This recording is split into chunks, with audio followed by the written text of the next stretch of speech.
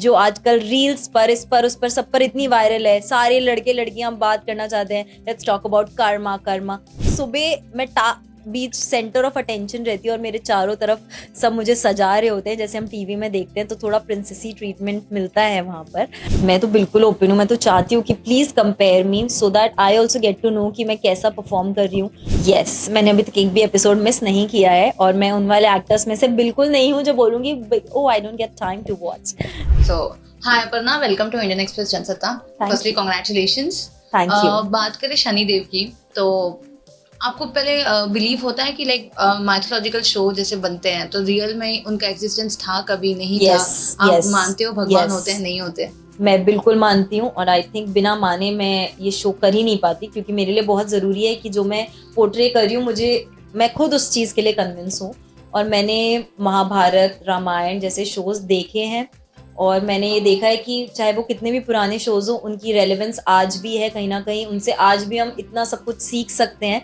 तो more than कि उसकी कहानी कितनी सच थी कितनी झूठ थी, आई फील कि वो कहानी से जो बताना चाह रहे हैं सोसाइटी को, ऑडियंस को, वो बहुत ज़्यादा ज़रूरी है। एंड जैसे कि ये शो भी कर्माधिकारी शनिदेव का सबसे बड़ा जो बॉटम लाइन है, जो मैं बोलूँगी एक चीज़ एक लाइन में अगर मैं इसको डिफाइन कर पाऊँ तो वो यही है कि कर्मा, जो आजकल रील्स पर इस पर उस पर सब पर इतनी वायरल है, सारे लड़के लड़कियां बात करना चाहते हैं, let's talk about Karma. Karma तो यही तो हम इतने सालों से यही है शनिदेव कि आपको अपने कर्म का ही फल मिलता है। आप सही करोगे तो आपको सही फल मिलेगा, गलत करोगे तो गलत मिलेगा। राइट। एंड इसके अलावा आप बात करो तो आप ऑलरेडी बाकी सारे रियलिटी डेली सोप्स कर चुके हो, तो आपने ये शो एज ऑफ सडन क्यों चूज किया?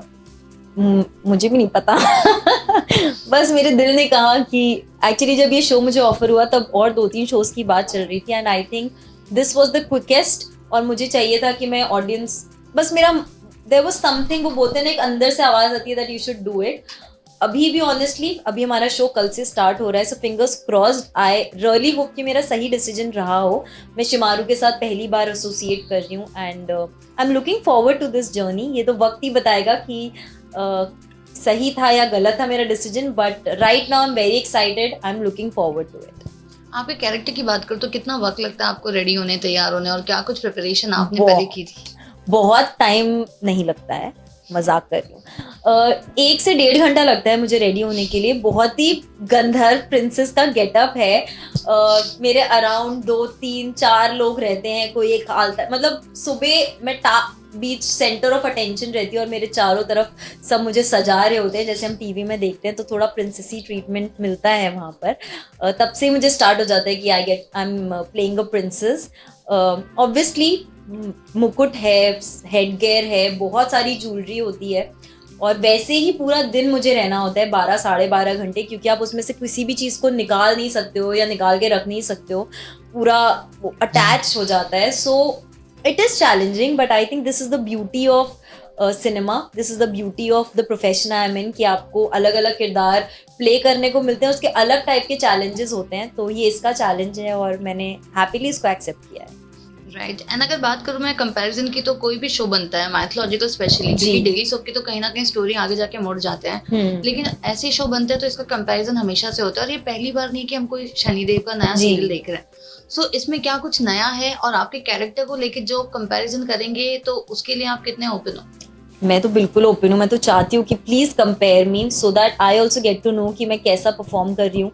मैं चाहती हूँ कि मेरे कैरेक्टर के बारे में बात हो, मैं चाहती हूँ कि लोग कन्विंस हो पाए, लोग यू नो जो मैं बताना चाहती हूँ, जो मैं स्टोरी उन तक ला रही हूँ, उसमें उनका इनपुट, उनके even if the critics want to say about anything, I am more than open, क्योंकि तभी मुझे पता चलेगा कि मैं अच्छा कर रही हूँ कि बुरा कर रही हूँ। एंड मैं हर चीज़ के ओपिनियन को बहुत स्ट्रांगली लेती हूँ। और ऑब्वियसली बहुत ऐसे शोज आ चुके हैं। एक माइथोलॉजिकल शो में ये भी होता है कि आप कहीं भी स्टोरी ट्विस्ट एंड टर्न नहीं कर सकते हैं, क्योंकि लोगों के सेंटिमेंट्स उससे जुड़े होते हैं। और जितने भी प्रीवियसली हमने देखा है, जिन लोगों ने ज़्यादा ही उसके साथ छेड़खानी करने की कोशिश की है, इट हैज़न्ट गॉन डाउन वेल, क्योंकि लोग नहीं एक्सेप्ट करते हैं। आप कुछ उसको फिक्शनल स्टोरी नहीं दिखा सकते हो। एंड आई थिंक ये रिस्पॉन्सिबिलिटी मैं और ये प्रोडक्शन हाउस ट्रायंगल फिल्म्स अच्छे से जानता है, एंड इसके लिए they are trying to show the characters and the story the way it is. बस देखो मुझे मैं इस जनरेशन में भी काफी कुछ शनिदेव के बारे में नहीं पता है जो मैं अब शो करके जान रही हूँ, तो मुझे लगता है कि नई जनरेशन को बहुत ज्यादा जरूरी है कि अपनी संस्कृति से जुड़ी जो कहानियां हैं उन तक पहुंचे, और वो तभी पहुंचेंगी जब हम ऐसे शोज बनाएंगे. So I am happy to be a part of.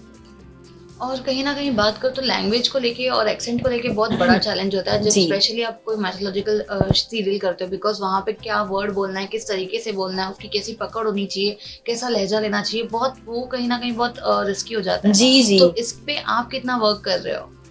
Actually मैं नॉर्थ से हूँ, मैं आगरा से हूँ, तो मुझे भाषा की स्पष्टता आती है, लेकिन क्योंकि रोज हम ऐसे बात नहीं करते हैं तो इम्प्रोवाइज नहीं हो सकता है. मतलब जो डायलॉग्स आपको लिखकर आए हैं, जिस तरीके से राइटर ने लिखे हैं, आपको उसकी रिस्पेक्ट करके उसको वैसे का वैसा ही याद करके उसको अच्छी तरीके से बोल के डिलीवर करना होता है. ये पूरा चैलेंज है, बट क्योंकि ये चैलेंज मैंने एक्सेप्ट किया है तो मैं चाहती हूँ, और मुझे लगता है कि मैं अच्छे से अच्छा कर रही हूँ.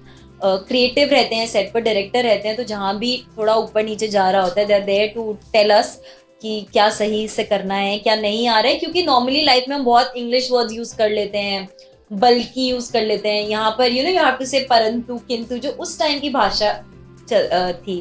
तो आई थिंक मेरी ये बोलते बोलते मैं नॉर्मली इंटरव्यूज में भी अब ऐसे ही मैं वार्तालाप किया करूंगी. राइट. एंड बात करो तो जैसे कि आपने ये सारी चीजें तो कह दी, लेकिन अपार्ट फ्रॉम दिस रियलिटी की अगर बात करो तो ऑलरेडी आप डेली सोप कर चुके हैं, आपके काफी सारे फ्रेंड्स है, करंटली बिग बॉस चल रहा है, तो क्या आप बिग बॉस देख पा रहे हो? यस, मैंने अभी तक एक भी एपिसोड मिस नहीं किया है, और मैं उन वाले एक्टर्स में से बिल्कुल नहीं हूँ जो बोलूंगी oh I don't get time to watch. मतलब हो सकता है कि सच में उनको वक्त ना मिल रहा हो, लेकिन मेरे पास अभी वक्त है. और क्योंकि जियो सिनेमा पर वो आप कभी भी देख सकते हो, तो मैं कार में आते जाते जब भी मुझे टाइम मिलता है बिट्स एंड पीसेस में मैं ट्राई करती हूँ कि मैं देखूँ. क्योंकि मेरे दो बहुत ज़्यादा दिल के करीबी लोग घर के अंदर हैं और मैं उनसे घर के बाहर नहीं मिल पा रही हूँ, जो मैं ऑलमोस्ट एवरी सेकेंड उनसे मिलती हूँ. तो मैं उनको मिस कर रही हूँ, मैं उनको देखना चाहती हूँ कि वो क्या कर रहे हैं, एंड सपोर्ट करना चाहती हूँ. और दोनों बहुत ही अच्छा कर रहे हैं. Ankita is, I think she is for me right now, I can see her as the winner of the show. Okay, तो वेल ये तो आपने अंकिता की बात कर ली. दूसरे को जिसको हम सपोर्ट कर रहे हो दूसरा विक्की है. ऑब्वियसली मुझे लगता है विक्की जब इस शो में गए थे तब उनके कोई फैन क्लब्स नहीं थे, उनके कोई फैंस नहीं थे, और उनके लिए सबसे ज्यादा चैलेंजिंग चीज होने वाली थी कि कैसे वो सबको कन्विंस करते हैं. वो शो में जाते ही ही became the star of the show. सब लोग उनकी बात सुन रहे थे, सब लोग उनको जैसे बोलते हैं कि उंगलियों पे नाच रहे थे, mastermind. But that was not because उन्होंने किसी को कुछ गिफ्ट्स नहीं दिए थे या पैसे नहीं दिए थे करने के लिए. वो इतनी सही चीज आपको इतने सही तरीके से समझाते हैं. ये उनकी क्वालिटी है कि आप अपने आप ही अपलिफ्टेड फील करते हो अपनी लाइफ में, और नॉर्मल लाइफ में आप ऐसे ही लोगों के साथ रहना चाहते हो जो आपको अपने लिए अच्छा फील करवाए. आई थिंक जब अरुण और तहलका के रूम में भी वो गए तो अरुण और तहलका का गेम अच्छा हो गया, नॉट बिकॉज वो विक्की की बात सुन रहे थे बट बिकॉज वो एक्टिव हो गए. तो ये विक्की की बहुत अच्छी क्वालिटी है.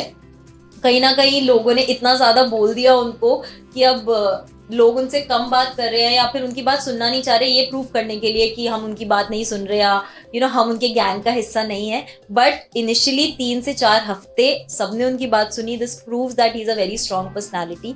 और आज की डेट में मैं पोस्ट के नीचे विक्की के लिए लोग लड़ रहे हैं, उनका सपोर्ट कर रहे हैं, उनकी साइड ले रहे हैं. So I think it's a very big achievement for him. Right. And जैसे कि आपने कहा विनिंग क्वालिटी आप फिर भी अंकिता में देखते हो. मैं विक्की में भी देखती, लड़ाइयाँ मत करो. No, see, Ankita is my sister, Vicky is my family, both of them. और शायद वो अच्छा नहीं परफॉर्म कर रहे होते तो ये बहुत बायस डिसीजन लगता कि तब भी मैं यही बोलती कि मैं उन दोनों को ही टॉप 3 में देखती हूँ. लेकिन जिस तरीके से वो लोग खेल रहे हैं, I think thank God I am supporting them, and thank God कि मुझे बायसली कुछ बोलना नहीं पड़ रहा because they both are actually playing so good. आप सबको पता है, अगर आप बिग बॉस, इस वाले बिग बॉस की बात करो तो ये 2 नाम ऐसे हैं जो आप बिना लिए इसकी बात नहीं कर सकते हो. सो इमेजिन एक ऐसा कपल गया है जो दोनों इतने स्ट्रॉन्ग है, इतनी स्ट्रॉन्ग ओपिनियंस और पर्सनालिटी हैं कि आप दोनों के बारे में इक्वली बात करना चाहते हो. ओके, अपर्णा आपका क्या टेक है बिग बॉस को? अगर आपको ऑफर आएगा कोई भी सीजन तो क्या आप जाना चाहोगे? मुझे नहीं पता है क्योंकि जब मैं देखती हूँ यार बहुत डिफिकल्ट है. उस जगह में सब लोग कभी कभी अपना आपा खो बैठते हैं और मुझे लगता है कि आप उस शो में जाकर अपनी एक ऐसी साइड डिस्कवर करते हो जो आप नॉर्मल लाइफ में नहीं कर पाते, क्योंकि आप नॉर्मल लाइफ में अपने लोगों के साथ सराउंडेड रहते हो। वहां पर जाकर अच्छे अच्छे लोगों की बैंड बजते हुए देखी है मैंने। बीच बीच में आई थिंक सबके वो, जैसे नील, ऐश्वर्या, खानजादी, अभिषेक, इन सब लोग जैसे रिएक्ट करते हैं बीच में, समटाइम्स दे लूज इट, मतलब आपको पता होता है क्या सही है क्या गलत है, बट वो माहौल ऐसा हो जाता है। आई think it's a very difficult show like that. तो मुझे नहीं पता है फिलहाल कि मैं उसके लिए रेडी हूँ या नहीं, but as an audience I absolutely love watching Bigg Boss. Right, okay, coming back to Shanidev, Yes. क्या कहना है आपको? जब हम बात करते हैं कर्मा की, तो रियल में अब तक क्या कभी आपने ऐसा कोई सिचुएशन फेस किया है, लाइक खुद की लाइफ में या फिर अपने किसी क्लोज वंस की लाइफ में, where you have literally thought कि यार ये तो इसका कर्मा था, ये इसको वापस मिला, या ये मेरा कर्मा था जो मुझे ऐसे पे बैक हुआ है? दूसरों की लाइफ में तो मैं इतना ज्यादा जज नहीं करती हूँ, बट अपनी लाइफ में मैं जब भी मेरे साथ कुछ गड़बड़ होती है या कुछ गलत चल रहा होता है या यू नो हार्ट ब्रेक्स होते हैं, आई ऑलवेज, मतलब ये मेरी आदत, सही बोल लीजिए गलत बोल लीजिए, मुझे हमेशा ऐसा लगता है मैंने कुछ तो गलत किया होगा, इसके लिए मेरे साथ ये हो रहा है। And my friends tell me कि आप ऐसा नहीं सोच सकते हो हमेशा, बट मुझे को हमेशा लगता है कि जब भी मेरे साथ कुछ गड़बड़ होती है तो मैं हमेशा सोचने लग जाती हूँ, मैंने कभी इंटेंशनली या अनइंटेंशनली भी बहुत बार ऐसा हो जाता है कि आपको नहीं पता चलता है लेकिन आप लोगों को दुख दे जाते हो। So I keep thinking, but unintentionally वाली चीज़ों पर आप, you are human, you are suppose to do mistakes, तो all you can do is कि आप प्रे कीजिए, आप अपने आगे की चीज़ों को सुधारने की कोशिश कीजिए। मैं वही करती हूँ कि जो भी गलती हुई उस आई ट्राई कि मैं भगवान जी से माफ़ी मांगती रहूँ बीच बीच में कि please forgive me. Right, lastly क्या कुछ मैसेज देना चाहते हो ऑडियंस एंड फैंस को? You have always supported me and loved me, so please उसको बरकरार रखिए, आगे भी मुझे और मेरे कैरेक्टर्स को यूं ही सपोर्ट करते रहिए। अपनी फैमिली के साथ आप ये शो बैठकर देखिए ताकि सबको इन कहानियों के बारे में नॉलेज हो। एंड कीप वॉचिंग कर्माधिकारी शनिदेव।